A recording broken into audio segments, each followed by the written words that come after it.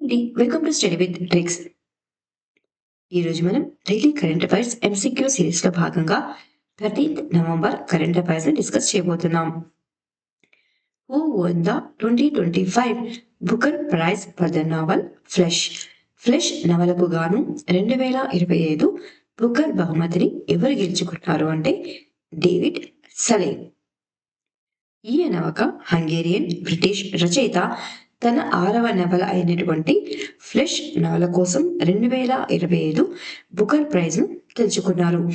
ఈ నవల భావోద్వేగాల లోపం, ఆకాంక్ష పతనం వంటి అంశాలను లోతుగా పరిశీలిస్తుంది. ఈ విజయం అతనికి ప్రత్యేకమైనది ఎందుకంటే హంగేరియన్ వారసత్వం కలిగిన రచయితగా బుకర్ బహుమతిని గెలుచుకున్న మొదటి వ్యక్తి డేవిడ్ సలే. అయితే అతను ఎక్కడ జన్మించారు అంటే కెనడాలో, కానీ పెరిగింది మాత్రం లండన్. ప్రస్తుతం వియత్నాంలో నివసిస్తున్నారు. నావల్ పేరు ఏంటి? ఫ్లెష్ అండి. ఎవరికి వచ్చింది అంటే డేవిడ్ సలే గారికి వచ్చింది. ఏ ప్రైజ్ అంటే బుకర్ ప్రైజ్. చాలా ఇంపార్టెంట్ ఇది. What is the name of the joint military exercise between India and Sri Lanka in 2025?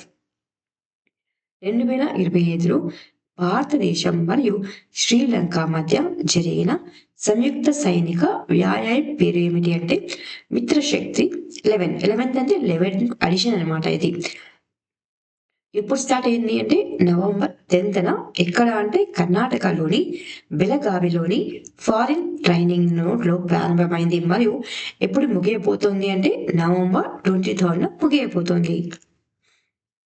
What was India's unemployment rate in Q2 2025 అంటే from July to September.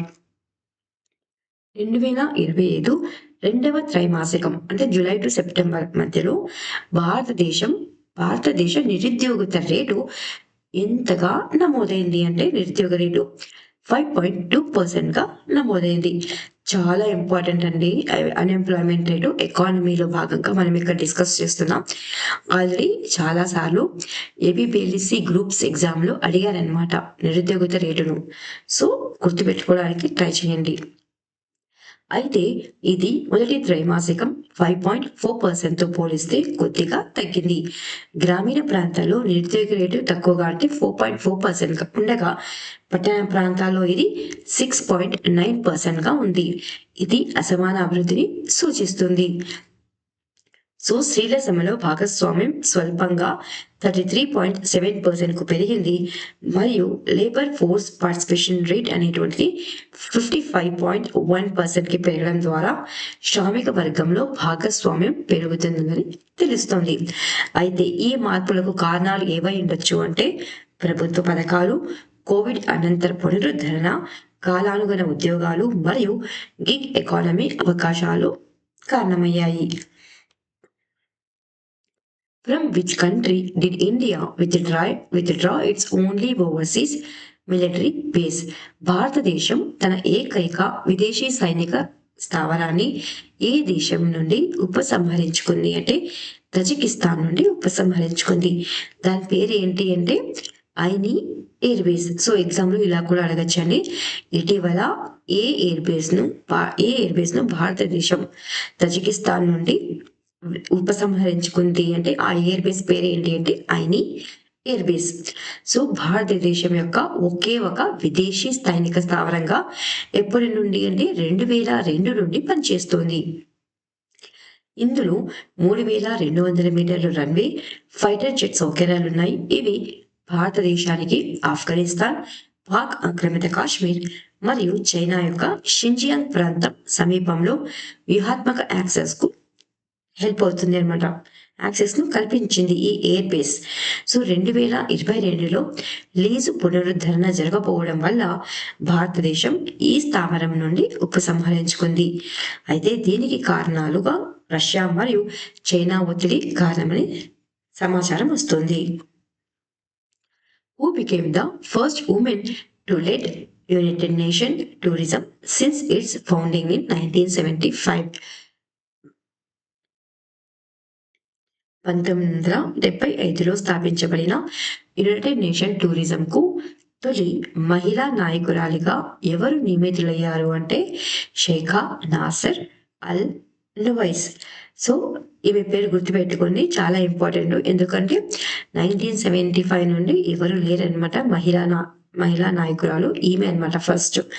So important ఇది. షైఖా నాసర్ అల్ నువైస్ United Arab Emirates కు చెందిన వారు. UN tourism కు తొలి మహిళా కార్యదర్శిగా నియమితులయ్యారు.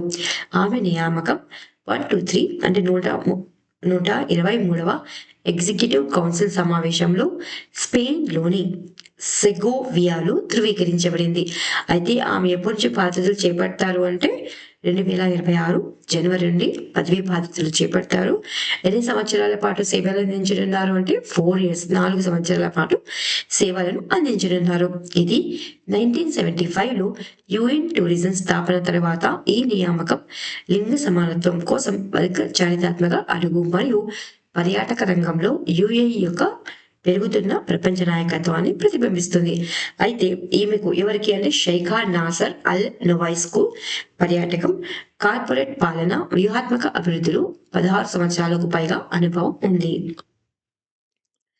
Where will the second WHO Traditional Medicine global summit be held in December 2025? 2025 డిసెంబర్లో రెండవ వరల్డ్ హెల్త్ ఆర్గనైజేషన్ సంప్రదాయ వైద్యం ప్రపంచ శిఖరాగ్ర సమావేశం ఎక్కడ జరగనుంది అంటే న్యూఢిల్లీలో జరగనుంది.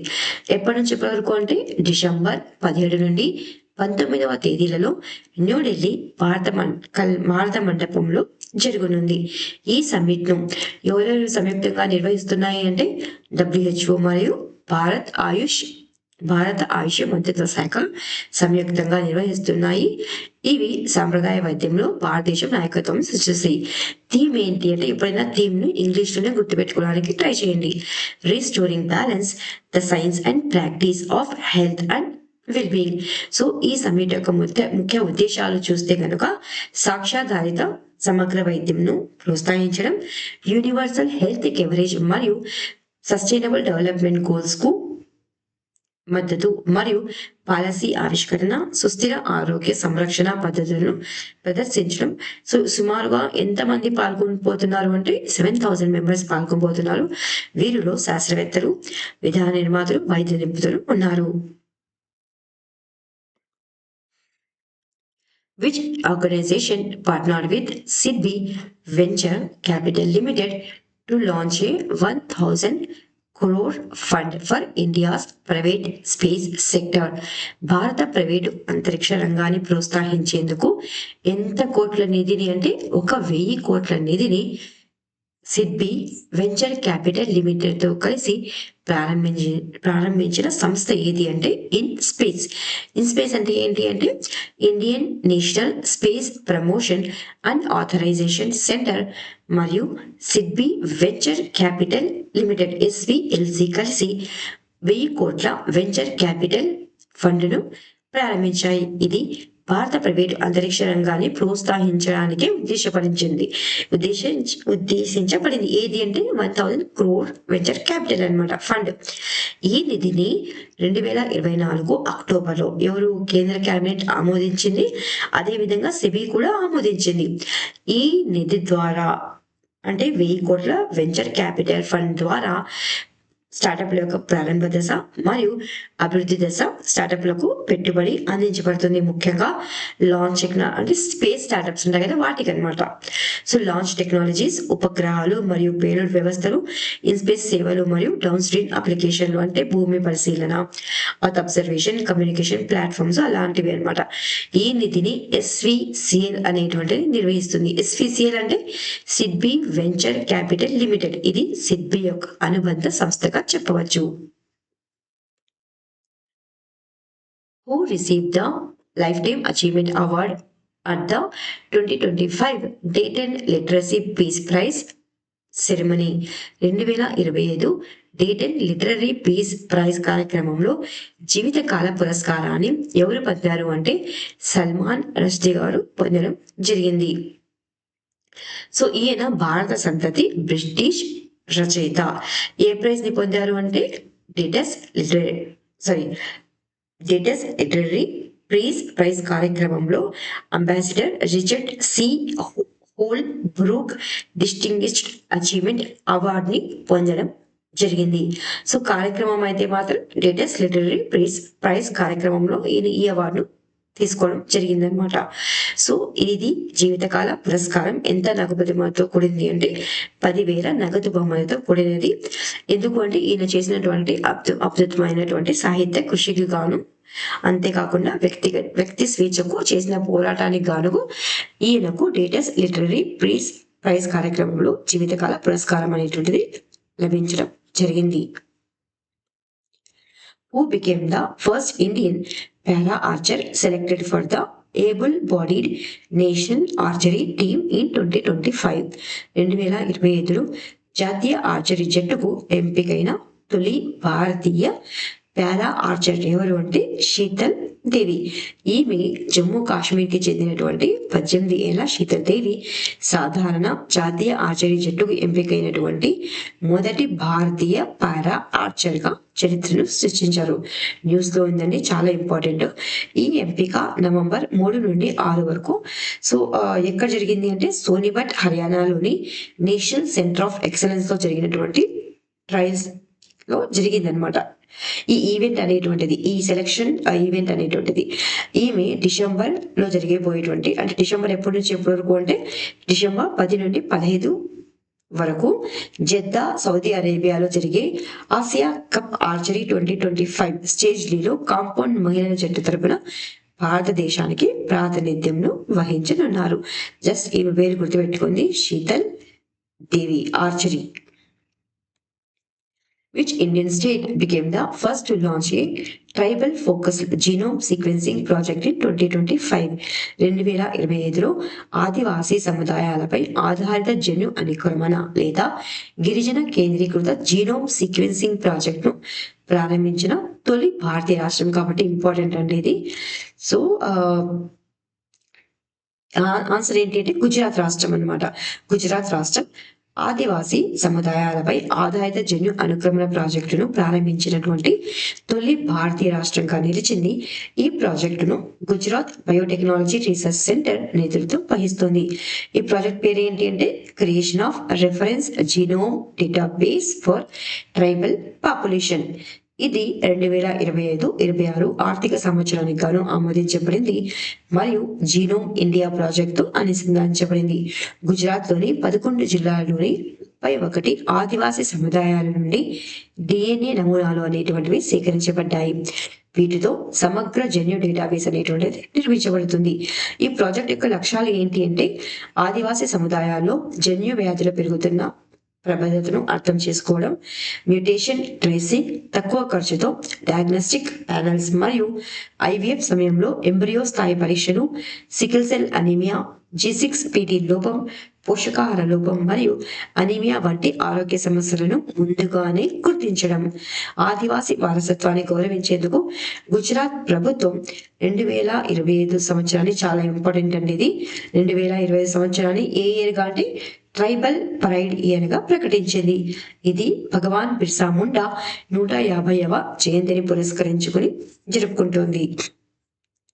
So MCQ one liner questions అండి ఇవి. Bangladesh became the first South Asian country as well as 56th country globally to join the United Nations water convention, which is officially known as the Convention on the Protection and Use of Transboundary Water Courses and International Lakes on June 20th, 2025. ఇటీవల బంగ్లాదేశ్ అనేటువంటిది ఎప్పుడంటే June 20th ఐక్యరాజ్య సమితి జల సదస్సులో చేరినటువంటి మొదటి దక్షిణాసియా దేశంగా మరియు ప్రపంచవ్యాప్తంగా 56వ దేశంగా అవతరించింది, దేశంగా ఉంది అన్నమాట. సో ఎగ్జామ్ లో అడగచ్చండి, ఏ దేశం అనేటువంటిది which country became the first South Asian country as well as 56th country globally to join the United nation water convention అని అడగచ్చు అనమాట. ఆన్సర్ ఏమవుతుంది అంటే బంగ్లాదేశ్ అనేది ఉంటుంది. దీనిని అధికారికంగా ట్రాన్స్ బౌండరీ వాటర్ కోర్సెస్ మరియు అంతర్జాతీయ సరస్సుల సంరక్షణ మరియు ఉపయోగంపై సమావేశం అని పిలుస్తారు. దీని అంటే UN water convention. Recently the World Health Organization confirmed an outbreak of Rift Valley fever affecting Mauritania and Senegal in Western Africa. It primarily affects animals such as sheep, goats, cattle, and camels. Humans become infected through close contact with infected animals or by the bite of infected mosquitoes. So ఇటీవల ప్రపంచ ఆరోగ్య సంస్థ పశ్చిమ ఆఫ్రికాలోని Mauritania మరియు సెనెగల్లను ప్రభావితం చేసేటువంటి rift valley జ్వరం వ్యాప్తిని నిర్ధారించింది, కన్ఫర్మ్ చేసింది అనమాట. అవుట్ బ్రేక్ అంటే ఇది వ్యాపిస్తుంది అని కన్ఫర్మ్ చేసింది. ఇది మెయిన్ గా ఎవరిని ఎఫెక్ట్ చేస్తుంది అంటే అనిమల్స్ ఏవేవి, షీప్, గోట్స్, క్యాటల్ మరియు క్యామెల్స్. అయితే మానవులు కూడా సంక్రమించవచ్చు అనమాట అనిమల్స్ ద్వారా. అనిమల్స్ కి కనుక మనం కాంటాక్ట్ అయితే వారికి ఇన్ఫెక్టెడ్ అనిమల్ కు కనుక మనుషుల దగ్గరగా ఉంటే వారికి కూడా సంభవించవచ్చు, లేదా మస్కిటో బైట్ ద్వారా కూడా ఈ రిఫ్ట్ వ్యాలీ ఫీవర్ అనేటువంటిది రావచ్చు. సో ఇంపార్టెంట్ అండి, సెనెగల్ గుర్తుపెట్టుకోండి, మౌరిటేనియా గుర్తుపెట్టుకోండి, రిఫ్ట్ వ్యాలీ ఫీవర్ అని గుర్తుపెట్టుకోండి. The Assam government has approved the Assam prohibition of polygamy bill 2025, criminalizing marrying another person while a first marriage subsists with offenders facing up to 7 years imprisonment. So ఎగ్జామ్లో అడగచ్చండి, ఇటీవల ఏ ప్రభుత్వం బహుభారత్వ నిషేధ బిల్లును ఆమోదించింది అని అడగచ్చు అనమాట. అస్సాం ప్రభుత్వం. దీని ప్రకారం ఏంటి అంటే మొదటి వివాహంలోనే ఉండగా మరొక వ్యక్తిని వివాహం చేసుకోవడం అనేటువంటిది నేరం అనమాట. అలా ఎవరైతే చేసుకుంటారో వారికి 7 సంవత్సరాల జైలు శిక్ష అనేటువంటిది విధించబడుతుంది. సో ఏ గవర్నమెంట్ ఈ బిల్లు తీసుకొచ్చిందండి అంటే Assam government. India and Vietnam have signed a memorandum of agreement on mutual submarine search and rescue support during the 15th India-Vietnam Defense Policy Dialogue held in Hanoi. So హనోయ్లో జరిగినటువంటి 15వ India Vietnam defence policy dialogue సందర్భంగా భారతదేశం మరియు ఏ country అంటే Vietnam పరస్పర జలాంతర్గామి శోధన మరియు రెస్క్యూ మద్దతుపై ఒక ఒప్పందంపై సంతకం చేశాయి. ఇది పిఐబిలో న్యూస్ లో ఉంది కాబట్టి ఇంపార్టెంట్ అండి. Mumbai and Delhi have entered the world's top 10 billionaire cities. ఏ ప్రాంతాలు అంటే ముంబై మరియు ఢిల్లీ అనేటువంటివి world top 10 billionaire cities list లో నమోదయ్యాయి అనమాట. ముంబై ఎంత ర్యాంక్ లో ఉంది అంటే 3rd ర్యాంక్ లో ఉన్నాయి. ఎంతమంది బిలియనియర్స్ తో అంటే 92nd బిలియనియర్స్ తో. అదే ఢిల్లీ ఎంత ప్లేస్ లో ఉంది అంటే 9th ర్యాంక్ లో ఉంది. ఎంత బిలియనియర్స్ ఉన్నారు ఢిల్లీలో అంటే 57 బిలియనియర్స్ ఉన్నారనమాట. ఎవరి ప్రకారం అంటే according to Hurun research India institute 2025 report ప్రకారం. అదే గ్లోబల్లీ ప్రపంచవ్యాప్తంగా చూసుకుంటే న్యూయార్క్ అనేటువంటిది 119, లండన్ అనేటువంటిది 97 పొజిషన్ లో ఉన్నాయన్నమాట. ఇవి రివిజన్ క్వశ్చన్స్. 2025 నవంబర్లో భారతదేశంలో మొట్టమొదటి ఉమెన్ వెల్నెస్ ఆన్ వీల్స్ కార్యక్రమాన్ని ప్రారంభించి మహిళలలో బ్రెస్ట్ మరియు సర్వైకల్ క్యాన్సర్ ను ముందుగానే గుర్తించేందుకు చర్యలు తీసుకున్న రాష్ట్ర ప్రభుత్వం ఏది అంటే తమిళనాడు. 2025 నవంబర్లో ఏపీఐ సేతు ద్వారా భారత జాతీయ రహదారి ప్రాధికార సంస్థ NHAIతో నేషనల్ హైవే అథారిటీ ఆఫ్ ఇండియాతో కలిసి రియల్ టైం హైవే సమాచారం అందించేందుకు భాగస్వామ్యం చేసిన కంపెనీ ఏది అంటే గూగుల్ ఇండియా. 2025 నవంబర్లో భారతదేశంలో ఇప్పటి వరకు నమోదు కాని 6 కొత్త సీతాకోక చిలుకల జాతులను అరుణాచల్ ప్రదేశ్ లోని ఏ అటవీ ప్రాంతంలో శాస్త్రవేత్తలు గుర్తించారు అంటే సిమాంగ్ కమ్యూనిటీ ఫారెస్ట్. హిమాచల్ ప్రదేశ్ విశ్వవిద్యాలయం శాస్త్రవేత్తలు కాలుష్యాన్ని తగ్గించేందుకు ఉత్తమమైన ప్రకృతి సిద్ధమైన గాలి శుద్ధికరంగా గుర్తించిన వృక్షం ఏది అంటే సాల్ట్ ట్రీ. 2025 నవంబర్లో నేషనల్ కంపెనీల అపీల్ ట్రిబ్యునల్ చైర్మన్ గా మళ్ళీ నియమితులైన వ్యక్తి ఎవరు మరియు ఆయన 2026 వరకు పదవిలో కొనసాగుతున్నారు అంటే న్యాయమూర్తి అశోక్ భూషణ్. బ్రెజిల్లోని బెలెం నగరంలో జరిగిన COP30 సదస్సులో ఉష్ణమండల అటవీ సంరక్షణకు మద్దతుగా భారతదేశం బ్రెజిల్ ఆధ్వర్యంలోని కార్యక్రమంలో పరిశీలక దేశంగా చేరింది అంటే tropical forest forever facility. 2025 October 31 నాటికి భారత విదేశీ మారక నిల్వలు ఎంత మేరకు తగ్గాయంటే $5.6 బిలియన్. 2025లో గువాంలో INS సహ్యాద్రి పాల్గొన్న భారత్, అమెరికా, జపాన్, ఆస్ట్రేలియా దేశాల నౌకాదళాలు పాల్గొని బహుపాక్షిక నౌకాదళ వ్యాయామం పేరు ఏమిటి అంటే వ్యాయామం మలబార్ ఎక్సర్సైజ్. నవంబర్ 8, 2025న భారతదేశంలో స్వదేశీ టెలికాం మరియు సైబర్ సెక్యూరిటీ పరిశోధన కోసం సెంటర్ ఆఫ్ ఎక్సలెన్స్ ని స్థాపించడానికి రెండు సంస్థలు అవగాహన ఒప్పందంపై సంతకాలు చేశాయి అంటే సిడాట్ మరియు IIT గాంధీనగర్. 2025 నవంబర్ 7న టెలికమ్యూనికేషన్ ఇంజనీరింగ్ సెంటర్తో ఆధునిక టెలికాం పరిశోధన అంటే 6G మరియు ఆర్టిఫిషియల్ ఇంటెలిజెన్స్ మరియు ప్రమాణాల అభివృద్ధిపై సహకరించేందుకు అవగాహన ఒప్పందం కుదుర్చుకున్న సంస్థ ఏది అంటే IIT బాంబే. ఇది అండి 13th November current affairs. Please like, share and subscribe. Thank you so much for watching study with tricks.